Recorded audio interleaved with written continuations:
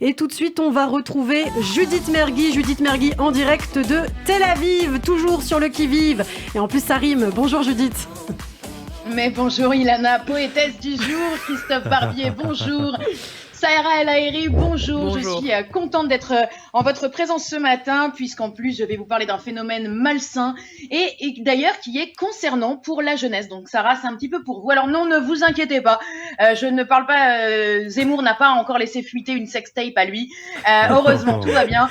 On n'est pas là. Non, je parle de la série Netflix Squid Game. On pourrait traduire... Eh oui, on pourrait la traduire par le jeu du calamar. Et c'est vraiment là que tu vois qu'il faut pas traduire les titres en français mot à mot. Hein. Voilà, non mais c'est vrai, Squid Game, c'est court, efficace, intriguant. Par contre, le jeu du calamar, bon, là, on dirait un jeu piscine au camping de l'île de Ré. Ah bah, excuse-moi, tu crois vraiment qu'Eva Longoria, si elle avait pas joué dans Desperate Housewives, mais dans Ménagères désespérées, elle aurait pécho le jardinier beau gosse? Je ne crois pas. Voilà, le ficus à la limite, et encore. Non, il faut pas traduire mot à mot, quoi. Game of Thrones, ça vend la guerre. Le jeu du trône, ça vend la constipation. Alors, vu qu'on est d'ailleurs en présence d'éminences politiques et de mon grand Christophe Barbier le merveilleux, eh bien, je me permets de dire que ça se traduit, ça aussi. Pareil c'est pareil pour les slogans de campagne. Hein. Sarah, notez et faites-le passer. Hein.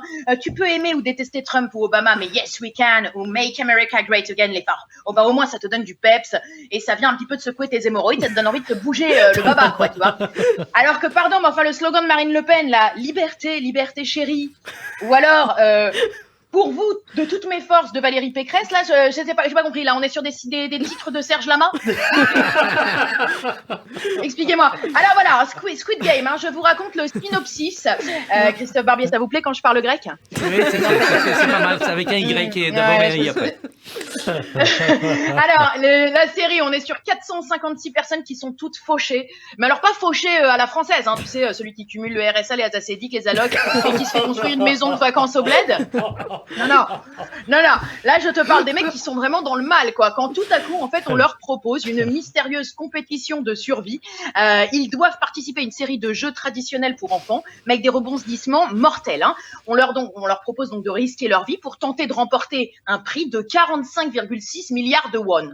Alors moi, je dis OK pour le succès planétaire de cette série, mais il y a plusieurs choses que j'aimerais éclaircir. Parce que tout le monde se la raconte coréen fluent, là, depuis septembre. Genre... Non, mais t'as remarqué, genre tout le monde a grandi au kimchi, au Gangnam Style. Non, moi, non, je l'assume. J'ai pas honte de dire que je comprends rien à la culture coréenne, et d'ailleurs à l'Asie, en règle générale, en dehors du 13e arrondissement, où j'ai pas eu la chance d'y aller, quoi. Donc moi... Tu peux me proposer 45 milliards de won pour mourir, ça me parle pas du tout, quoi. Puis je connais l'arnaque en plus des monnaies farfelues des pays en voie de développement. Hein. D'ailleurs Sarah va me comprendre. Tu te crois péter de thunes au bureau de change parce que ton mec te file des liasses parce que le mec là te file des liasses de billets en dirham à Casa. Mais au final tu peux même pas te payer ton briwat, tu vois. Donc ils sont bien gentils les Coréens, mais je vais pas mourir pour 3 à démamer, quoi. Bon, ce qu'il faut dire, Judith, c'est que 45,6 milliards de won, ça correspond environ à 32 millions d'euros. Hein. Ah, quand même. Bon bah alors on joue à quoi? À la marelle, au docteur, dites-moi, on fait quoi? Non, alors j'aimerais quand même dire qu'on félicite pas assez la production de Squid Game, apparemment hyper engagée écologiquement contre le gaspillage, hein, puisqu'ils ont clairement chouré les tenues de Casa de Papel. Et même le costume de Dark Vador, hein, là je pense que là, on a bien recyclé là. Moi par contre j'ai galéré pour un truc, et là ça va vous parler Christophe Barbier, c'est les émotions et les intonations. Car bien entendu je regarde la série en VO. Ça vous impressionne Christophe Barbier que je regarde la série? Voilà. Le coréen sous-titré, ouais. Je suis surpris de voir que vous lisez assez vite les sous-titres, c'est bien. Écoutez, regardez, dites-moi si ça vous fait ça à vous. Mais moi, je trouve qu'entre ce que l'acteur dit en coréen, qui dit, il exprime des trucs à l'écran et qui ont l'air de n'avoir aucun rapport avec les sous-titres. Ça, je sais pas si ça vous a fait ça aussi. Je vois un mec hurler, déformer son visage, à s'en débrider les yeux. Je me dis, bon, là, ça chauffe, quoi. Tu vois, le mec doit vraiment être à bout. Et en fait, en dessous, tu lis un sous-titre, j'ai pas trouvé de poulet frit. Alors, je veux dire, non, ils ont un pays déchiré par un conflit depuis 70 ans, les mecs, ils peuvent pas s'effondrer pour du poulet, tu vois.